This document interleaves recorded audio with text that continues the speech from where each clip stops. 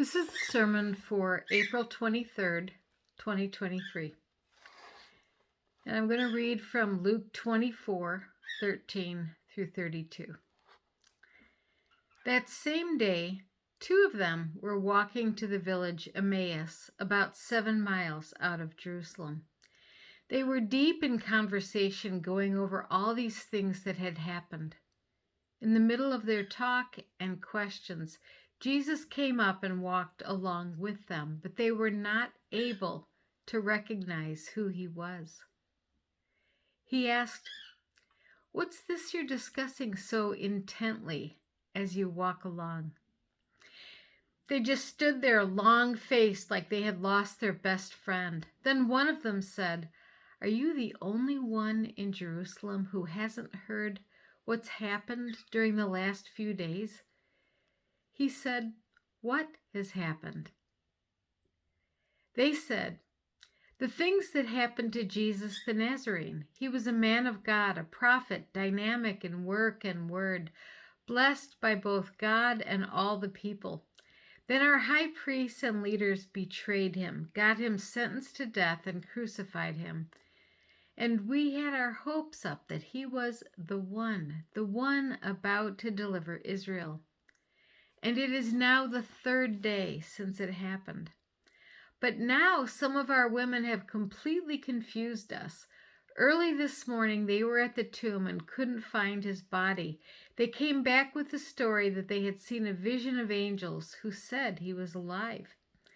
Some of our friends went off to the tomb to check and found it empty, just as the women said, but they didn't see Jesus." Then he said to them, "So thick-headed, so slow-hearted, why can't you simply believe all that the prophets said? Don't you see that these things had to happen, that the Messiah had to suffer?" Then he started at the beginning with the scriptures, explaining both what they knew and what they hadn't seen. Then they arrived together. He acted as if he were going on, but they pressed him.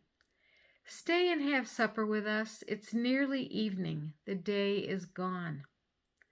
So he went in with them, and here is what happened. He sat down at the table with them. Taking bread, he blessed and broke and gave it to them. At that moment, open-eyed, wide-eyed, they recognized him, and then he disappeared. This is an amazing story. The Message, Eugene Peterson's paraphrase, The Message, helps me hear it again, as if for the first time. There are so many elements in this story that are just so remarkable. I tried to find a painting, one of the classics of this scene, and all of the ones I saw, ancient, modern, all of it, they all had Jesus clearly recognizable. The two that were walking along the road were your average guys. We don't know if they were both guys. It could have been a husband and wife. We don't know.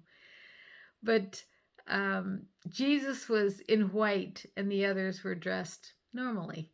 And so, and he looked like what we expect Jesus to look like according to paintings and according to popular notions. And so you've got to see Jesus as hidden the whole time. Hidden until he breaks bread with them at table. And then their eyes were opened, and then Jesus is gone. That's why we can be in the story. We don't have to look back. We know the story today. We know the story that Jesus is with us, especially when there's brokenness, when there's communion around a table, when there's celebration of community together in the Spirit of Christ. Then Jesus is with us. Then it turns out Jesus was with us all along. We didn't have eyes to see it. And so this story is about us today, not about long ago and far away. So, what I want to do with this passage is tell it in my own words.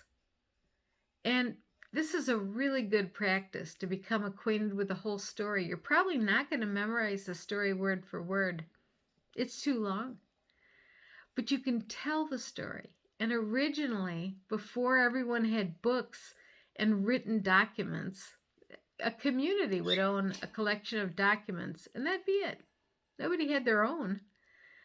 We have books now, but in those days they didn't. So they told the stories. They told them over and over again.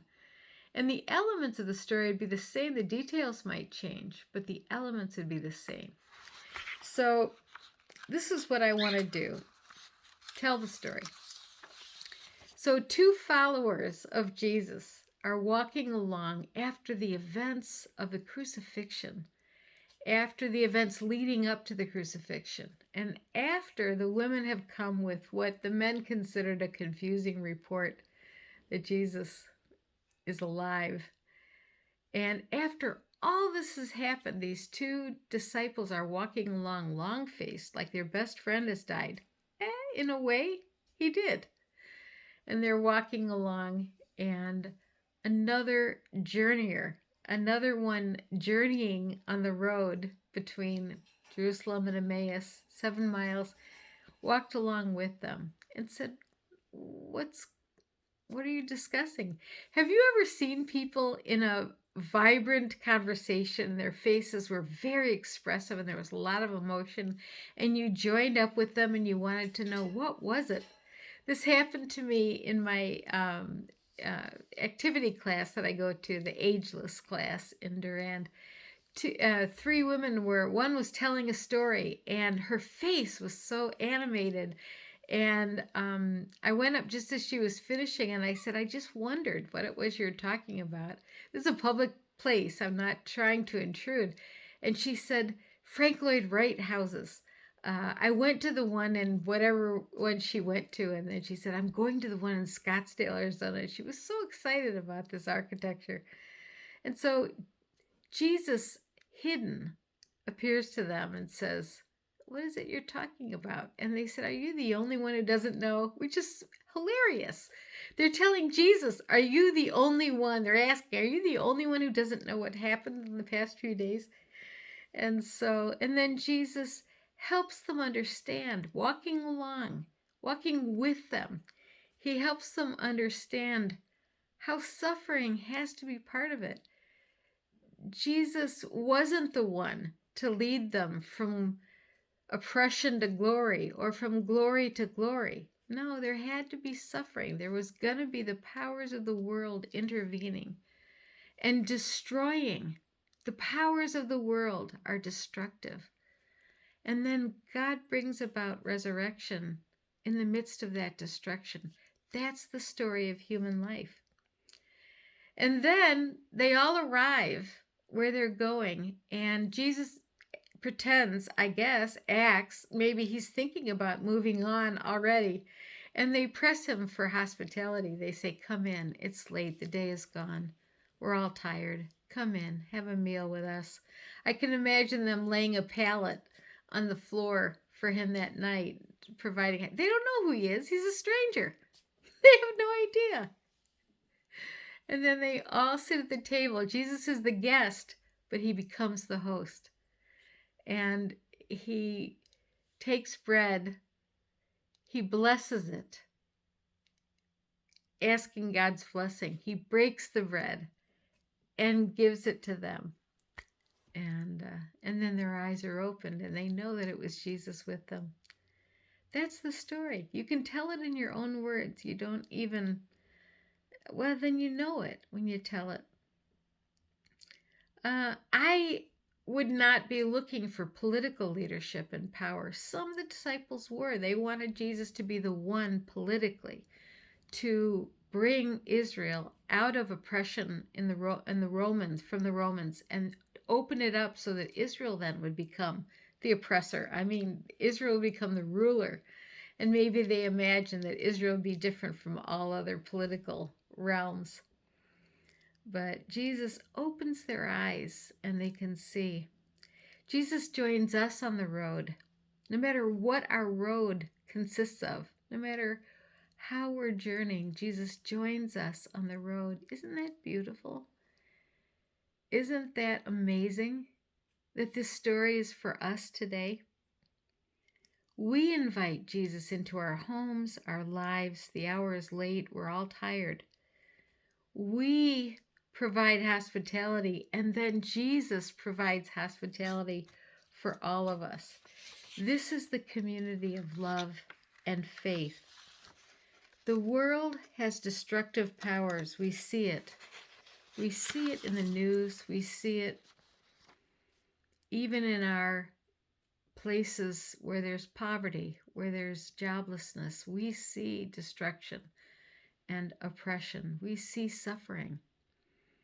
And Jesus walks with us. All we have really is community. When the worst happens, what do we need? We need community.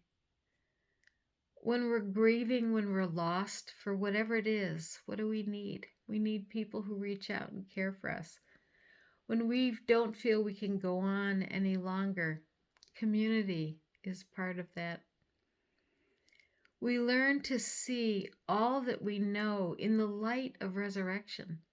We learn what our journey consists of, how we travel, how we live by community and the Spirit. We care for the stranger, and then the stranger cares for us. That's in this story as well. And we need laughter. We need to point out the absurd. I just love that they're asking Jesus, are you the only one who doesn't know what's happened these past few days? That's meant to bring laughter. We're so serious about the scriptures, but it's meant to bring laughter. And then another evening and another day, and Jesus is with us, and we pick ourselves up and we move along again. My favorite phrase, just begin again. There's grace so we can do that. New beginnings. We take responsibility, of course, but we also need the laughter in community and in the Spirit. Amen.